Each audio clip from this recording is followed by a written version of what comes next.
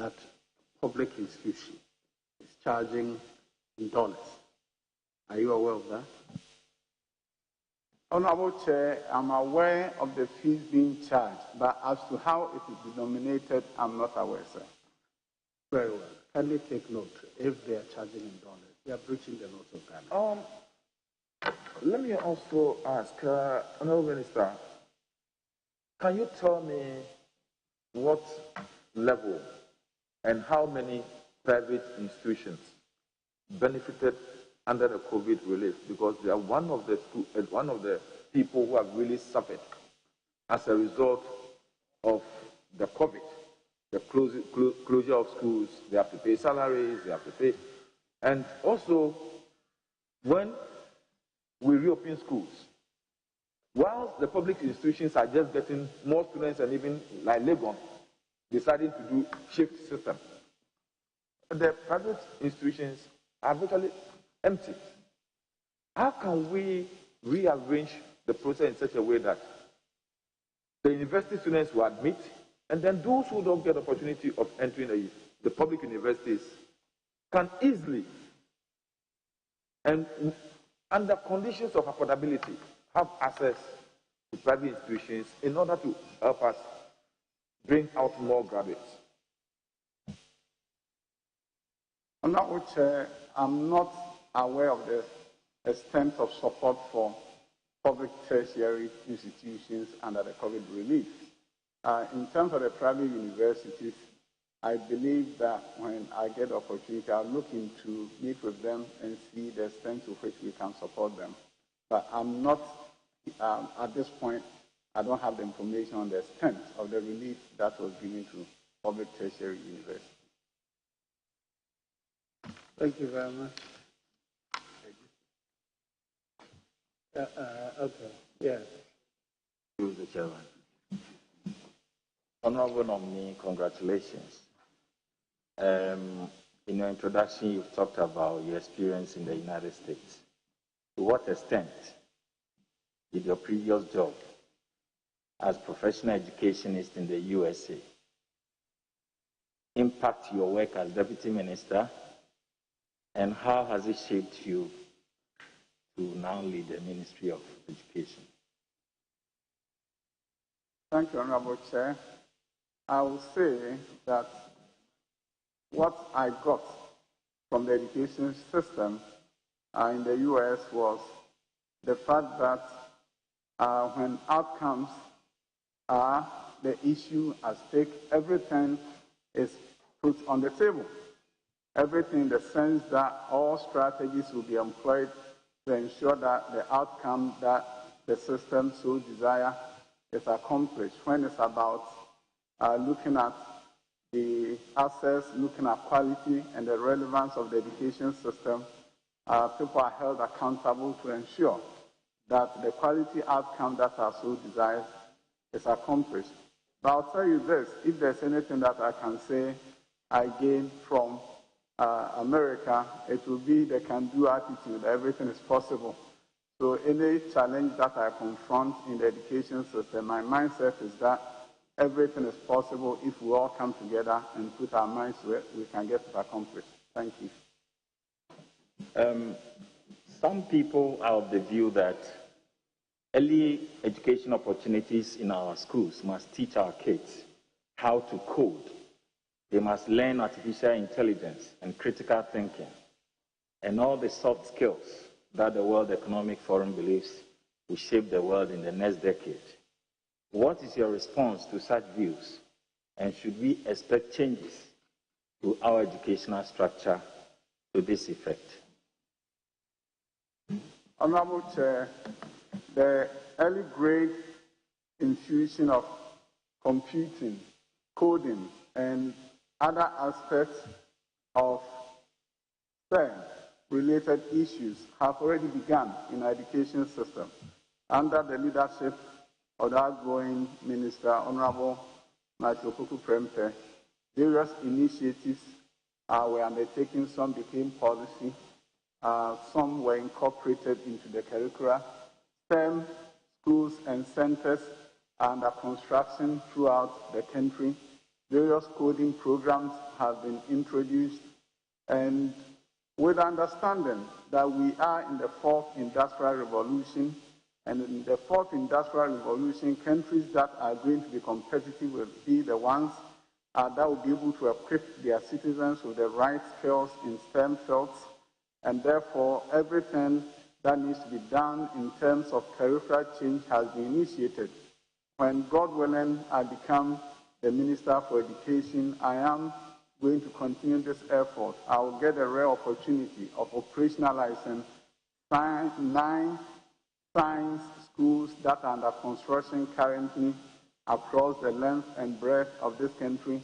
I'll have the wonderful opportunity of operationalizing 20 STEM centers also under construction across the country, and I'll be able to have the opportunity to ensure that schools are encouraged and supported so that they can infuse IT-related activities into their programs.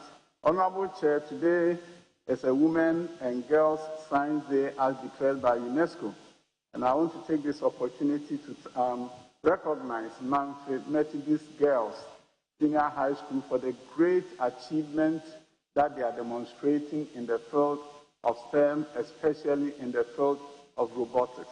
Thank you. Mr. Chairman, there has been several attempts to bridge the gap that exists between courses that are taught in our schools and skills that are needed in the job places, to the extent that some graduates complete universities or tertiary institutions and sit home for 4 years, 5 years without a job.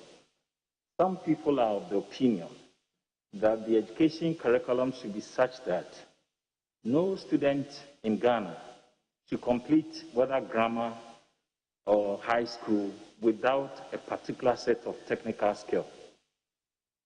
How are you going to address this particular situation? Mr. Chairman, in education, we deal with access, we deal with quality, and we deal with relevance. And invariably, one area that has given a number of developing countries a lot of challenges is in the area of relevance. If you look at what we are doing in Ghana in the field of engineering, a field that is in great demand. We have currently about 36,000 students enrolled in engineering. So give and take, we have about 9,000 that graduates annually. Our population is 31 million approximately. And if you compare that to a country like Vietnam with 90 million population, we are producing 9,000 engineers. They are producing 100,000 engineers a year. So go figure the reason why we have Samsung building the largest manufacturing hub in Vietnam. So yes, the relevance is very important. But we have built some barriers in our education system. I always go to school, visit schools, and invariably our headmasters will tell me that, oh, these are visual arts students. Oh, visual arts students. And by implication, they are not the smartest in the school. But I always say to myself, you're most creative. The child who can draw a bridge, draw you, you are telling me they are not the smartest. That means that giving really put a barrier. I always tell the story of Kojo Mensah, who had a dream. And God was telling Kojo that, Kojo, you're going to be the world's best engineer.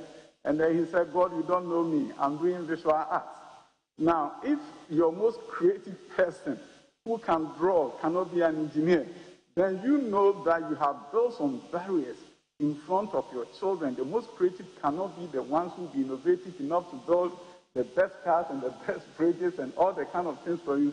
That is why you look at the reform championed by the outgoing minister in the area of common core to make sure you can broaden the outlook and the skill set that students are supposed to have, and therefore improve on the soft skills of communication, of creativity, of critical thinking and collaboration. And once you are able to invite in the students and they have the soft skills, then it's easier for them to move from sociology to software engineering. Who are the best to develop software for us and not the sociologists? But the barriers that we mostly erect It's what is preventing us to make our education system relevant to the needs of this country. So it's something that...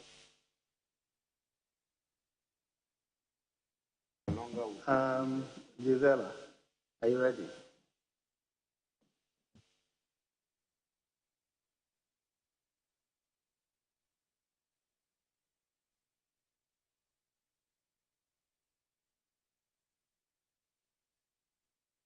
Thank you. Thank you, Honourable Nominee. I'm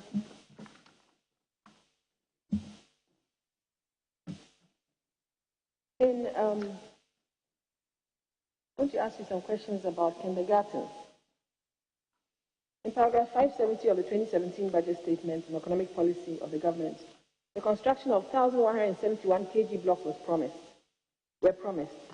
Again, in paragraph 821 of the 2019 budget statement, it was reported that 90 had been completed in 2018, promising in 2019. When this was stated in 2017, what was the expected rate of outflow of the kindergarten blocks? And the figures of 90, 150, and vis-a-vis 1,171, what exactly were you trying to achieve over 4 years?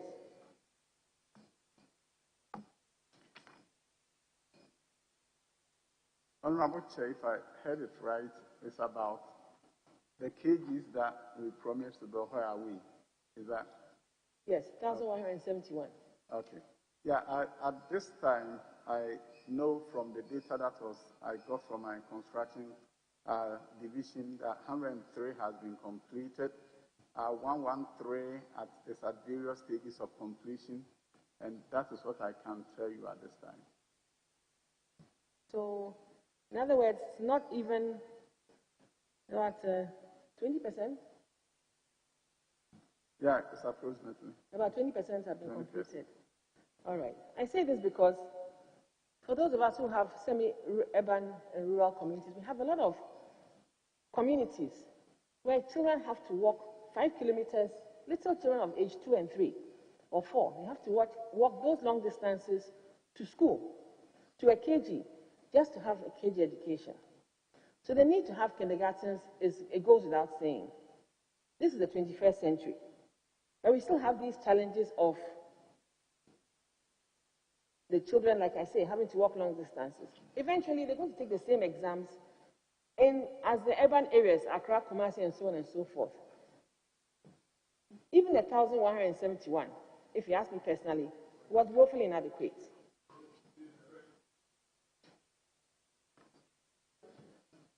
I'm sorry, I don't think you are the chairman.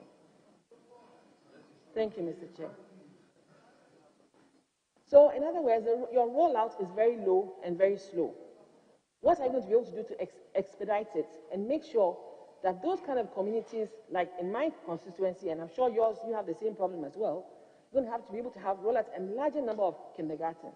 Because really, if you don't build the base and the foundation right, you can add on all the other layers, but then you're not able to have a problem at the point where they take exams together. Honorable Chair, I take this as an advice, and a very important advice from our honorable colleague, and I'll be consulting you. Thank you. Thank you. The second issue has to do with the Ministry of Education recently distributed about 250 buses and 90 pickup vans to education-related institutions. Can you tell the committee the cost of these vehicles and how the distribution was done? I am saying this because in my constituency I have an E-block, which was completed in 2016. They have been pleading for a bus in Bodrasi. They have been pleading for a bus, and for one or two reasons, best known to the political authorities, they cannot even get a bus for the school. What is the policy on distribution of buses? Do some have 2? Do some have 3? Do some have none at all? How is that done? For there to be an equitable distribution of logistics to these schools. Honorable Chair, I'm surprised that a school that was operationalized in 2016 does not have a bus. My understanding, and from what I know at the ministry, all the E-block schools that were opened in 2016 were given buses. So this is something that I'm going to take notice of and make sure that when the next set of buses come, that school will be taken care of. Because my understanding was that every E-block that was opened that time got a Mahindra and a bus at the same time, at that time when the schools were being operationalized. So I'll take note of that. But I know that schools that were given buses in 2016 were not eligible for a bus this time around. So when the staff were working on it, I think that was the most important indicator of who gets the buses. But the first set of buses was also sent to the north as a way of making sure, because the majority of the schools were without buses there. So that was where the first set of buses went. So at any point in time, the division or the distribution is based on need. And whenever we understand that there's a school that doesn't have a bus, they're on a list. And when the buses come, we look at those who have never had a bus for a long time, never had a bus before, and they are prioritized. So I'll take this into advisement, please. Sorry, you didn't include the part about asking about what were the cost of the buses.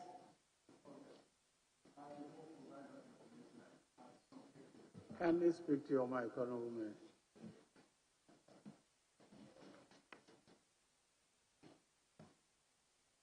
Oh, right. Honorable Chair, I said I will provide that information, but I don't have it with me right now.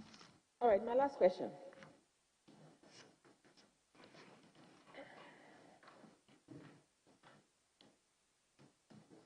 Mr. Chairman, let us be very frank about some discussions under education. When governments change, you see, educational projects are executed by contractors who invest money into their businesses, and they are awarded and they are supposed to execute the projects. When two elephants are fighting, it is the grass that suffers. Eventually, you see a situation whereby a lot of the schools' infrastructure is either slow, on hold, or is incomplete. What happens? Enter free SHS with an influx of students who just need accommodation. And I give my village school, Ostek, as an example, which is 30 years old, but without proper dormitories even for the students, where they are converting classrooms to dormitories. This is the 21st century, and some of these things, I believe, should not be allowed. Either the Ministry of Education does not do the audits right to know what is really needed where, or something is amiss. So can you kindly give the assurance to this committee? Because parents send their children to school. They do not go and they don't go to expect congestion, a certain amount of congestion in the dormitories. There are many times when washrooms are outside.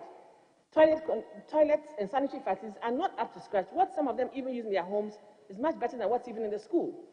Now we send these children to school to frame their... Honorable, apart from assurance, do you want something else? Mr. Chairman, thank you. I'll be guided. So the question is, what are you going to do as you get the nod, if you get the nod, to change this way of thinking, to prioritize where necessary the infrastructure that must go to a certain school, so that it is our children who are, excuse me to say, the grass that suffers when two elephants are fighting. Thank you. Honorable Chair, I know we have prioritized infrastructure needs assessment across the length and breadth of this country, but I know that if there were some in your school, you would not be complaining. Therefore, I'll be speaking with you, and I'll make sure that if there's something that has gone wrong in terms of the needs assessment and the infrastructure development that has been going on in other schools, I will seriously look into it. Thank you. Thank you. Just pay the contractors who you owe. That's all. Very well. Honorable Ranito. Thank you, Mr. Chairman. Congratulations, nominee. Mr. Chairman, as always, my preview will be 5 minutes. Kindly indulge me. you've always done. The nominee, Honorable, according to World Vision, COVID lockdown may keep 1 million girls out of school in Africa. Karachi West, specifically, faced an almost 9-fold increase in teenage pregnancy. Between March and May, there are 51 teenage pregnancies. At the same time, 2018, they had 6. Now, this is in relation to STEM, science, technology, engineering, and math. Now, 2020 marks the 25th anniversary of the Beijing Declaration and Platform for Action, the most comprehensive global agenda for girls and women to date. Doctor, are you a supporter of STEM, science, technology, engineering, and math? And if you are, kindly give me a preview of what you intend to do if you are given the nod. Thank you. Honorable Chair, I will say that I'm a big supporter of science, technology, engineering, mathematics, and that is why through my leadership and that of other agencies in my constituency developed science, technology, engineering, and mathematics school. As I indicated earlier, the government has also embarked on a major effort of developing STEM centers across the country. The President, as part of his wish and determination to change and transform education, directed that 20 STEM centers be built. They are at various stages. It will be equipped with robotics. Not only are the senior high school students going to be able to use it, but the communities can also come in with little children to be able to participate in all the things that goes on in the STEM center, in addition to the 9 science schools that are under construction. So I want to assure you that I understand that across the world, the focus has been on STEM, because STEM actually enables students to have certain important skills that is not readily available when we look at education system that focus on rote memorization. You can't memorize when you're doing robotics. So it forces you to have certain kind of skills that is very unique, which then prepares you for the world of work. And then with those skills, we are able to move up into higher echelons of society, ready for college, ready for work. So STEM is something that is front and center of what we have been doing and what we are going to do when, God willing, this committee gives me the opportunity and eventually I'm sworn in as a Minister for Education. Thank you. The nominee, can you give briefly, maybe in a sentence or two, the need and reason behind the famous double track? That's the first one. Then the second one, a follow-up on that, so you can answer all in one part, is we are churning out all these numbers at the SS level, and clearly, if they pass, they're going to create a huge number at the tertiary level. Are we ready to accommodate all these students when they pass to the tertiary level? Double track one, and what happens if they get to the tertiary level? Thank you. Honorable Chair, these issues about education is better understood when we put it within a certain context. A context that says that if you want your country transformed, you have to be mindful of your gross tertiary enrollment ratio. No country has transformed its fortunes in the 21st century without having a high level of gross tertiary enrollment ratio.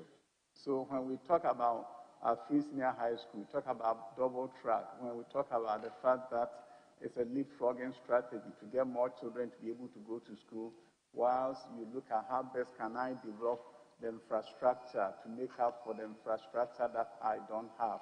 When you look at all those things, you situate it within the context of gross tertiary enrollment ratio and recognize that at this point in this country, we have 18% gross tertiary enrollment ratio, which is for the youth who are between the ages of 18 to 23.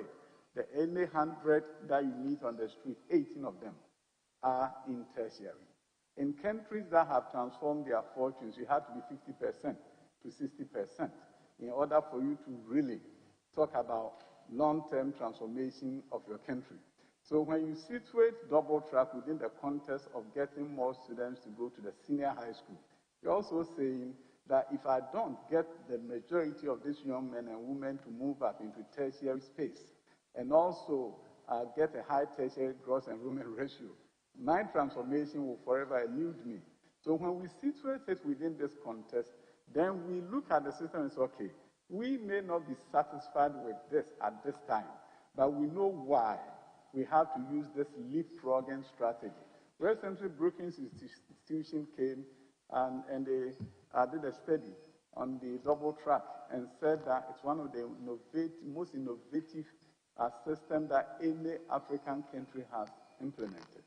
So, but if you don't situate it within the context and say, okay, do I 100,000 behind or do I bring them forward so that I can push them to tertiary? And when they get to tertiary, I want to see a tertiary that is reformed so that the courses that they are taking are relevant to the needs of the country. And if I could do all that in a synchronized fashion, I may be transforming my country. And then you begin to say that, okay, double track may inconvenience me as an individual, but for the benefit of the country, I'm willing to bear and make sure that the inconveniences that I'm having will also be a sacrifice worthy of actually making so that my country can move forward. So, Chama, if I have your indulgence, the nominee, in an answer to what the Honorable Brian is drawing his attention to, use these words: I want to see a tertiary that is reformed. What he wants from you, you are to provide leadership in the tertiary reforms. What will you do arising out of the numbers that you anticipate will qualify out of free senior high school? So it's not for you to be tertiary reform. You are to lead it. Give us what you do to provide the leadership. Thank you. Mr. Chairman, we have looked at infrastructure, done infrastructure needs assessment. God willing, when I become the minister, it's something that I'm going to be meeting with the universities over to see how we really meet the needs in terms of infrastructure so that the student will have the space. Thank you, sir. Yes. Eric, before I go. Video time, you are fine. Very well. I've called Eric after that. Thank you very much, Mr. Chairman.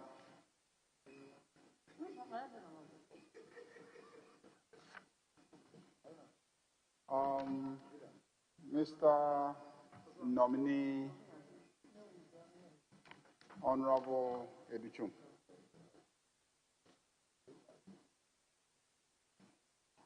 You recall that I brought a motion to Parliament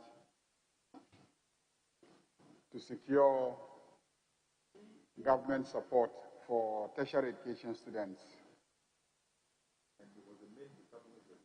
You, nominee to the Ministry of Education, publicly argued against the motion and voted against the motion. A lot of students have asked me to vote against your nomination. I am minded to. Can you convince tertiary education students across the country? You have the opportunity now. Convince them that you care about assisting them to finance their education in the light of the fact that in 2019, the allocation to Student Loan Trust was 35 million, but the actual receipt was 18 million from the GETFund. And the communication service tax was 850,661 Ghana cedis, 44 pesos. In 2020, the allocation to Student Loan Trust was 35 million again. But then there was improvement in the actual receipts to 24.46 million and a communication service tax of 2 million. making the total 26 million. From the National Council for Tertiary Education, about 500 students were in tertiary education in 2020. You said that 70% were able to pay during the debate in Parliament. So assuming 30% are unable to pay, 30% of 500 will give us 150,000 students. If you divide your 26 million by this 150,000 students who have not been able to pay, you get 176 Ghana cedis per student. So assuming that you are making the student loan trust money available to them, each of them is going to get 176 Ghana cedis. Only 176 Ghana cedis. But the minimum university fees, that's the fees itself, not other expenses, boarding and lodging and other things. The minimum is 1,500 Ghana cedis. That's the minimum. So convince me in the light of this that you have a magic wand, you have an idea how university students or tertiary education students will be supported to be able to carry through their education. Honorable Chair, what I'll say is that I fully understand and appreciate the concern that you raised.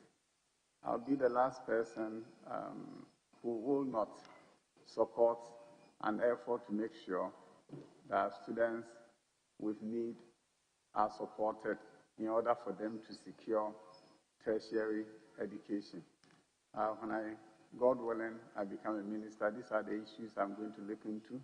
We know, I'll tell you, one way is removing the barrier of the guarantor system so that students who do not have people to guarantee for them will have access to student loans. The reason why invariably some students are not even accessing the loan is the fact that they don't have people to guarantee for them. Also, we need to streamline the very procedures through which students secure loans.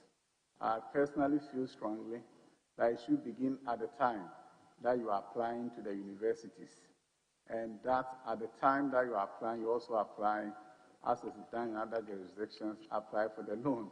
So when your admission is given to you, your loan is also ready for the fees to be paid. So those streamlining activities are very important to ensure that the system where it tells you to go to the university before you apply does not no longer pertains. And once we streamline that, then the loan becomes of use to the very individuals who need it the most. Thank you, sir. Minister, do you understand the question? Because I'm saying that even if you removed the guarantor obstacle and you removed every other obstacle, the total loan portfolio available to the students by the records of what has been released in the past years is 26 million Ghana cedis. That's the total loan portfolio available to them. 26 million Ghana cedis. Honorable, 26 million cedis is from where? The Students' Loans Trust. That is what was released to them last year. So you're talking about last year? Yes. Okay. Okay. To make it appear as if it's being released this year. Yes. So that's the question. The question I'm asking is that if you took out, because the argument that is being made is as if the guarantor is the problem for students. But I'm saying that it is not the guarantor issue that is the problem. It is how much money is available. And the entire amount available last year was 26 million Ghana cedis. And by your own argument about those who can afford and those who cannot afford, assuming that even 30% of the students cannot afford, the 30% by last year's total population of tertiary education students is 150,000. So if you divide 26 million Ghana cedis by 150,000 students, the highest amount anybody will get in that group is 176 Ghana cedis. So do you think that removing the guarantor is the obstacle to getting support for education financing, or increasing the pot of available money for student loans? And what commitments are you making in that regard, since you say government shouldn't suspend the fees? Honorable Chair, Student Loan Trust Fund has various sources of funding. One area that I'm not sure was factored into the amounts that you are talking about is the loans that people pay back. It's plowed back into their portfolio so that they can give that out to as loans back to the students. So you have to look at loans that are collected from the outstanding loans. And that is more than the 26 million that my honorable colleague is talking about. So the amount that you get from GETFund is just one pot. The amount that they collect from the students, from the outstanding loans, is also another pot of money that they get for their activities. But I'm not saying that we should not make much more money available to them, but the one source is not the only source. Next question. You haven't given the figures, how much money is available to the students. I've given you a figure. You haven't given a figure. And that's the grievance the students have. And somebody said personal. It's not personal. I'm not in tertiary education, so I don't have a personal grudge with him. The GETFund,